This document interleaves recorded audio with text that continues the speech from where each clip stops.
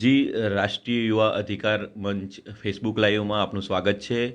આજે આપણી સાથે આમ આદમી પાર્ટી મધ્ય ગુજરાત પ્રવક્તા શ્રી DS વીરમણી સાહેબ જોડાયેલા છે અને જે પોતે NGO વિઝન પબ્લિક ચેરિટેબલ ટ્રસ્ટના ચેરમેન છે અને તેઓ જે નિર્ભયા કેસ રેપ કેસ બાદ જે જનજાગૃતિ અભિયાનમાં પણ ભાગ લીધેલ છે અને એ અત્યારે પોતે MGRT ન્યૂ એજ્યુકેશન પોલિસી માટે જે અત્યારે ગુજરાતની જે શિક્ષણ નીતિ છે એના માટે પણ કામ કરી રહ્યા છે અને એમની સાથે આપણે ચર્ચામાં જોડાયા છે અને ખાસ ચર્ચા છે વધી રહેલા જે દુષ્કર્મ છે અત્યારે જે ખાસ હાથરસની ઘટના બની અને આ વિશે એમનું શું કહેવું છે એમની સાથે આપણે વાત કરીશું. जी सर, ये आप ये हाथरस का गैंगरेप हुआ, जो दुष्कर्म हुआ, उसके बारे में आप क्या कहना चाहेंगे? आप बताइए सर. सब इसमें आप हम देखते हैं ना तो हमारे पास जो NCRB का रिपोर्ट है, that is national crime record bureau, जो सरकारी रिकॉर्ड के अंदर है, उसके अंदर अगर हम बात करें तो आज 90 रेप केसेस पर डे होते हैं.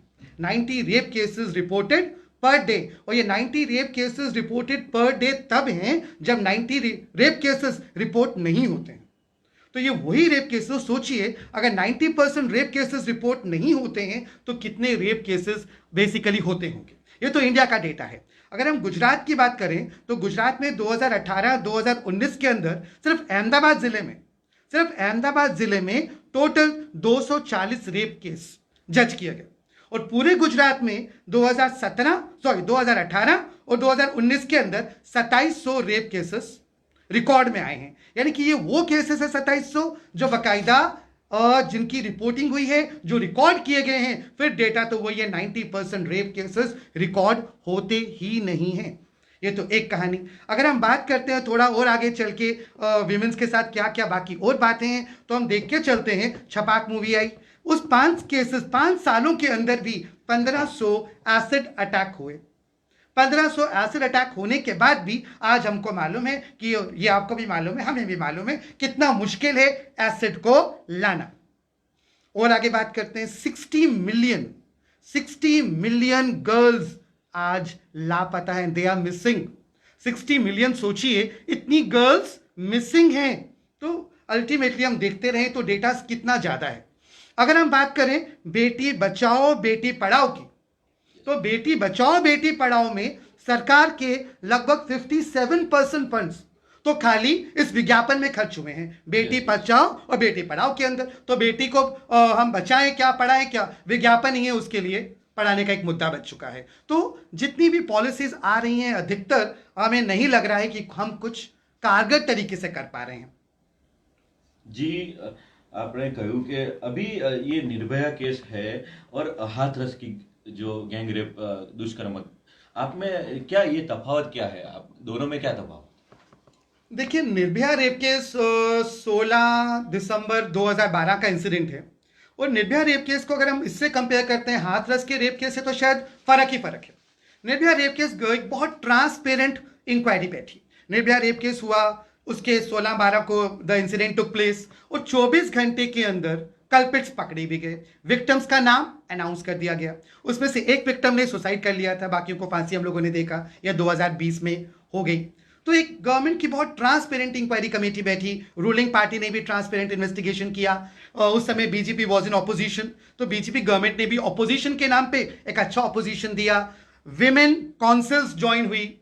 NHRC ह्यूमन राइट जो इस बार तो नजर ही नहीं आ रहे हैं, they were also the part of it. नारी संरक्षण was part of it. Women commission was part of it. Media was part of it. India media नहीं, international media was also part of it. तो एक बहुत transparent system चला. और यहां हम अगर बात करते हैं हाथरस की, तो आज तक तो एक क्वेश्चन टैग ही है.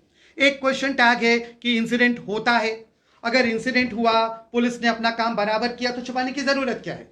और उसके बाद रात में जो अल्टीमेटली रात के अंदर उसको जला दिया जाता है, वो भी पुलिस जलाती है. तो एक क्वेश्चन टैग, बहुत बड़ा क्वेश्चन टैग है पुलिस के पोर्टफोलियो में, पुलिस के रूल्स रेगुलेशन में, पुलिस के काम में. ये काम कब से ऐड हो गया कि पुलिस ऐसे रेप केसेस या ऐसे विक्टिम्स को जलाने का काम भी पुलिस के पास आ जाता है. वो उस समय जो उसका अंतिम संस्कार हुआ, हमारे हिसाब से वो अंतिम संस्कार उस लेडी का नहीं था, उस लड़की का नहीं था। अंतिम संस्कार बाकायदा ह्यूमैनिटी का था, इंसानियत का अंतिम संस्कार उस जगह पे किया गया जहां पुलिस बिना किसी संस्कार के, बिना किसी विधि विधान के, बिना उसके पेरेंट्स के ले जाती है, पेट्रोल छिड़क के जला दिया जाता है। एक अपने आप में क्वेश्चन टैग। दूसरा हम क्वेश्चन टैग की बात करें, जहां वहां ट्रांसपेरेंसी, दूसरा क्वेश्चन टैग, ठीक है हो गया इंसिडेंट हो गया, मीडिया पहुंचा, मीडिया वहां पे पहुंचा, पर मीडिया को मिलने नहीं दिया जाता है। मीडिया को मिलने दिया जाता है इंसिडेंट के 3 दिन के बाद। 3 दिन के बाद मीडिया मिलने जाता है, एक और क्वेश्चन टैग। उससे पहले ऐसा क्या पॉइंट था, क्या छुपा रहे थे जो आपने किया नहीं। रेप विक्टिम्स, ये कहा जा रहा है रेप विक्टिम्स पुलिस की हिरासत में है, पुलिस ने उनको डिटेन कर लिया है, अरेस्ट कर लिया है। कौन है उनका नाम? जहां निर्भया रेप केस में बाकायदा पब्लिक किया गया था, यहां कुछ भी पब्लिक आज तक नहीं मालूम कि कितने रेप, वो कह रहे हैं कि they are 4 in total, but क्या नाम है, किस प्रोफेशन से ताल्लुकात रखते हैं, जो वहां पे बहुत क्लियर था, यहां पे अभी तक क्लैरिटी नहीं है। आगे हम एक कदम और लेके चलते हैं। जो दुर्भाग्य की बात है, very sad part two the story is, very sad part, very bad part two the story is कि आज हमारे पास कैबिनेट मिनिस्ट्री में 2 लेडीज हैं, और age of present if I say तो हमारे यहाँ जो लोकसभा के अंदर 15 सीटें आर रिजर्व फॉर विमेन्स, जिसको अभी विमेन बिल 33% की डिमांड कर रहा है। हम कहते हैं 50% रिजर्वेशन होना चाहिए, इक्वालिटी होनी चाहिए विमेन्स स्टेटस और लोकसभा के अंदर। इनको विमेन्स को लोकसभा में बाकायदा मोटिवेट करके पहुंचाने का मकसद मिनिस्ट्री देना नहीं था, मकसद था कि women should come into powers, women power में आए, ताकि विमेन पे हो रहे एक्सप्लॉयटेशन के बारे में आवाज उठा पाए। आज हमारे पास निर्मला सीतारमण जी कैबिनेट मिनिस्टर हैं, बहुत ऑफिशियल पोस्ट पे हैं। When she came down to know, जब उनको मालूम पड़ा कि इंसिडेंट रात में पुलिस पकड़ के ले जाती है, पुलिस जाके उसका अंतिम संस्कार कर देती है without family members, without parents, तो निर्मला सीतारमण जी को तुरंत दिल्ली से हाथरस अप्रोच करना चाहिए था। अगर कैबिनेट मिनिस्टर्स हैं, पावर्स हैं, उन्हें कौन रोक सकता था? ठीक है, ऑपोजिशन पार्टी को रोका गया, मीडिया तक को 3 दिन बाद मिलने दिया गया, बट कैबिनेट मिनिस्टर होने के नाते स्मृति ईरानी जी थी, फाइन, एक सुपर पावर में थी, कैबिनेट मिनिस्टर थी, फुल फ्लेज पावर्स थी, कोई स्टेट गवर्नमेंट उनको जाने से नहीं रोक सकता था अगर वो अपना काम ये मान के करती कि they are women first, cabinet minister second post पे मिल के चलती, और जिसके लिए उनको पहुंचाया गया था। तो शायद एक कुछ तो चीजें क्लियर होती। ये बड़ा सा क्वेश्चन टैग तो जो आज की डेट में, आज के वक्त तक तो यही क्वेश्चन टैग है कि क्या हुआ था, क्यों इतना छुपाया जा रहा है, क्यों ऐसा किया गया, ये क्वेश्चन टैग नहीं रहता। Yes yes. अभी सर मैं बात करना चाहूंगा कि जो अभी आज एक घटना हुई कि जो हड़वद में जो गैंगरेप हुआ था, उन चारों को अभी उनको उम्र कैद की सजा दी गई। उम्र कैद की सजा देनी चाहिए कि फांसी की सजा देनी चाहिए, क्या कहना चाहते हो? देखिए, ये तो एक बहुत कंट्रोवर्शियल इशू है कि क्या करना चाहिए। मेरा तो मानना है कि ये सब कुछ करने से, अगर हमने वहां पे देखे, जो हमने ही एक दफा निर्भया रेप केस के अंदर कहा था कि फांसी ही चाहिए, हुई फांसी। वह फांसी के बाद अगर हम डेटा देखते हैं तो डेटा कहां सुधरा? 2018-2019 का मैंने आपको बताया 2700 रेप केस तो गुजरात के अंदर हो गए। ये भी वो रेप केस जो रिपोर्ट हुए, जब 90% केस रिपोर्ट नहीं होते हैं तब ये हालात है। आज के वक्त में पहले तो एक लड़की अपने आप से लड़े रेप होने के बाद कि मैं जाऊं तो कैसे जाऊं, फिर अपने पेरेंट्स से लड़े, उसके पेरेंट्स सोसाइटी से लड़े, सोसाइटी के बाद जाने के बाद पुलिस स्टेशन में लड़े, फिर जाके कोर्ट में लड़े। तो अल्टीमेटली रेप को इतना कॉम्प्लिकेटेड प्रोसेस है कि हम ये कॉम्प्लिकेटेड प्रोसेस को पहले इजी कर लें, रेदर देन कंक्लूजन कि उम्र कैद होनी चाहिए या फांसी होनी चाहिए। इस पे अभी तक मैं कोई यू कैन से बेसिक टिप्पणी पे खुद ही नहीं पहुंच पाया हूं। हाँ, मेरा ये जरूर मानना है कि हर लड़की को सेल्फ डिफेंस आना चाहिए जी। सेल्फ डिफेंस बाकायदा हर लेडी को आना चाहिए, सरकार खर्चा करे। और जितनी भी आज मेरे को सुन रहे हैं लेडीज, माँ बाप, विमेन्स, बेटियां, ये सब इस बात से इतना तो तय कर लें कि कोई सरकार आपके साथ नहीं रहेगी। ऐसा कोई इंसिडेंट होगा तो कोई समाज आएगा, अपना काम करेगा, अपना यू कैन से उल्लू सीधा करके साइड हो जाएगा।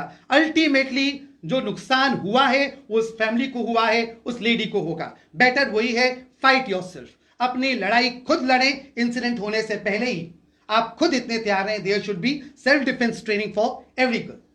जो गैंग रेप की घटना होती है, बेसिकली जो दलित है महिलाएं, ज्यादा दलितों पे क्यों ऐसा अत्याचार होता है, थोड़ा आप बताइए क्यों ऐसा यूपी बिहार में ये घटना घटती है, ज्यादा से ज्यादा कास्टिज्म में जाती है, दलित जो बहनें हैं उन पे होता है, तो क्या कहना चाहेंगे आप इसके बारे में? देखिए, अगर हम ऑफिशियल डेटास की बात करें, जो मैंने अभी आपको कहा एनसीआरबी के डेटास हमारे पास ऑफिशियल हैं, डेफिनेटली बिहार और यूपी में काफ़ी कुछ है, बट बिहार और यूपी में फिर आप वही चीज़ देख के चलिए, अगर हम ये फिलहाल जातिवाद निकाल देते हैं तो रेप रेप है। Yes. उसको आप किसी जातिवाद से कनेक्ट मत कीजिए, वो एक इंसिडेंट है, वो इंसिडेंट है, Yes. वो एक घनौना इंसिडेंट है, घनौना इंसिडेंट है। रेदर देन कि हम उसको कनेक्ट करते हैं किसी जाति के साथ, किसी प्रोफाइल के साथ कनेक्ट करके शायद देखने का किस्सा ही नहीं है। अगर हमें खत्म करना है समाज से, तो मैंने दो ही तरीके आपको बताए। एक तरीका जो मेरे को लग रहा है, जिस करके हम आम आदमी पार्टी से जुड़े थे, वो है एजुकेशन। शायद एजुकेशन ही एक ऐसी चीज हो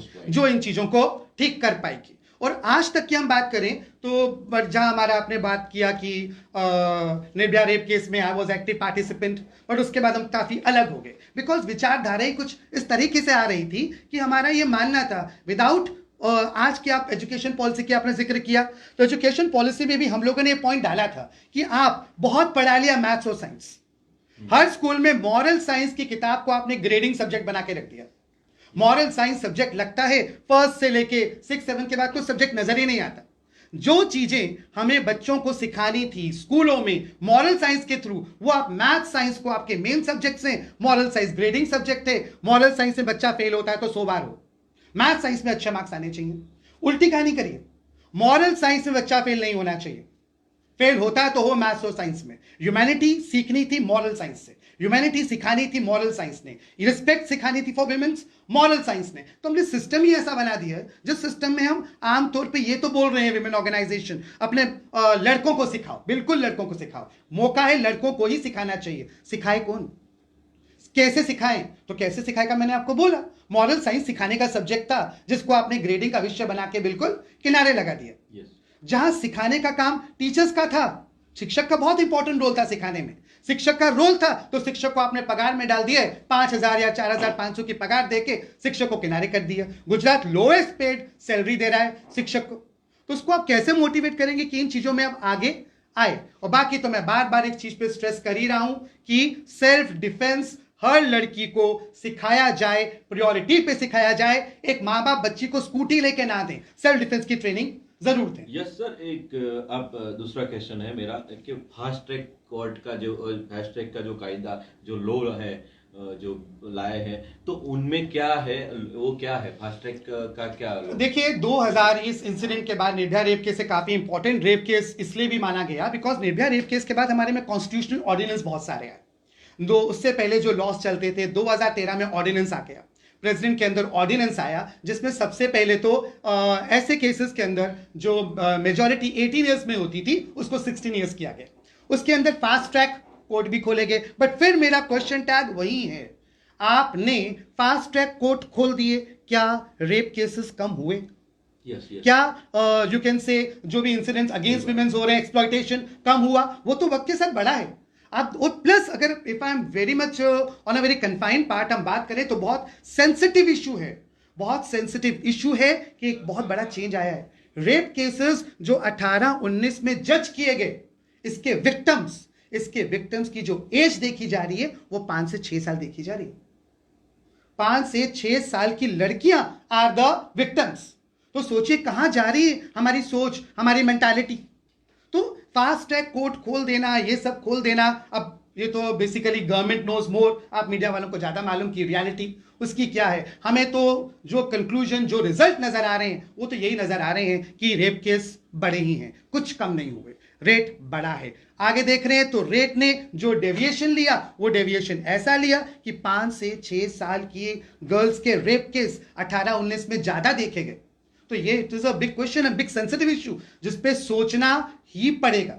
जी, आप वुमेन प्रोटेक्शन फोरम चला रहे हो और ये दुष्कर्म की घटना न बने, हो ही नहीं, क्या उसके लिए आप क्या कहना चाह रहे हो, क्या करना चाहिए?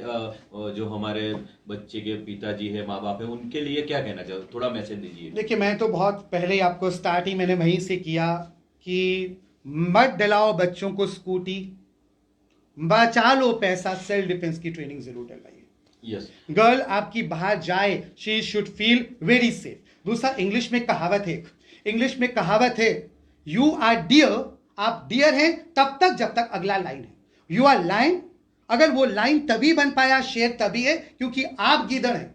बना दीजिए अपनी लड़कियों को शेर ना, बनाइए अपनी लड़कियों को शेर, दीजिए सेल्फ डिफेंस की ट्रेनिंग, एक कॉन्फिडेंस डेवलप कीजिए कि सबसे पहले आधी लड़कियां तो ऐसे इन्वायरमेंट के अंदर मेंटली टेंशन और स्ट्रेस में आ जाती हैं, कम से कम ट्रेनिंग देने के बाद इतना तो दूर होगा। तो सेल्फ डिफेंस, और ये बात तो आज मैं कह ही पा रहा हूं इस रेप केस को देखते हुए कि आपके साथ ऐसे वक्त में जो भी कोई खड़ा होगा, शायद वो अपना उल्लू सीधा करने के लिए खड़ा होगा। लड़ना आप ही को है जी। बचना आप ही को है। जो आप खुद तक नहीं अपने आप को बचा पाएंगे तो कुछ कोई साथ नहीं होगा। दूसरा एक क्वेश्चन रखना चाहूंगा सर जी, जो अभी थोड़े दिन हो गए जामनगर में एक घटना बनी, आपको पता होगा, दुष्कर्म की। उसके बारे में रूपाणी सरकार, जो गुजरात की सरकार है, एक भी क्वेश्चन कोई भी बाहर नहीं आए बोलने के लिए कि भाई ये घटना हुई है, पूरा दब गया। अभी कोई मीडिया वाला भी ऐसा बोलने को राजी नहीं है कि भाई गुजरात में एक घटना हुई। जामनगर की घटना जो हुई है उसके बारे में आप क्या कहना चाहते हो? ये जामनगर की घटना भी ऐसे ही है? देखिए, मैं तो सिंपल, अभी का सिचुएशन तो ये है कि ultimately media is the pillar of democracy, media is the pillar of democracy. आज जो भी इंफॉर्मेशन हमको मालूम पड़ी या इतना एक हाथरस का केस एक लेवल तक पहुंचा, लोगों की ज्ञान में आया क्यों? Because of media. अगर मीडिया अपना काम एक दफा बराबर करना शुरू कर देना, 4 घंटे में सब सीधा हो जाएगा। 4 घंटे के अंदर सब इंफॉर्मेशन आ जाएगी। मीडिया वही डर पैदा करे जो हम जब पुराने जमाने में टीवी देखा करते थे, एक रिपोर्टर सीधा माइक रखता था और नेता भागता था, उसके माइक से इतना डर था। तो वो डर अगर पैदा हो, आधी चीजें सामने आएंगी, आधी क्लैरिटी सामने आएंगी। तो ये क्लैरिटी लाने का अब तो यही है कि सोसाइटी सेंसिटिवली इनके साथ जुड़े। જી આપનો ખૂબ ખૂબ આભાર. આપકા આભાર હે. રાષ્ટ્રીય અધિકાર મંચમાં જે આ ડીએસ વીરમણી સાહેબ છે, આમ આદમી પાર્ટી મધ્ય ઝોન ગુજરાતના જે પ્રવક્તા હતા, જે હાથરસની દુર્ઘટના બની એને લઈને આપણે ચર્ચા કરી અને એમણે ઘણી બધી વાતો કહી. અને જે વાત હતી, મા બાપને જાગૃત થવું પડશે, સેલ્ફ ડિફેન્સ માટેની પોતાની જે છોકરીઓ છે, દીકરીઓ છે, એમને ખાસ કહ્યું કે ભાઈ તમે એમને સ્કૂટી ના લઈ આપશો પણ માત્ર એમને સેલ્ફ ડિફેન્સની ટ્રેનિંગ આપો. ખૂબ જ મહત્ત્વની વાત છે. અને વીરમણી સાહેબ, આપનો ખૂબ ખૂબ આભાર અમારી રાષ્ટ્રીય યુવા અધિકાર મંચ ન્યૂઝ ચેનલ ફેસબુક લાઈવમાં જોડાવા બદલ.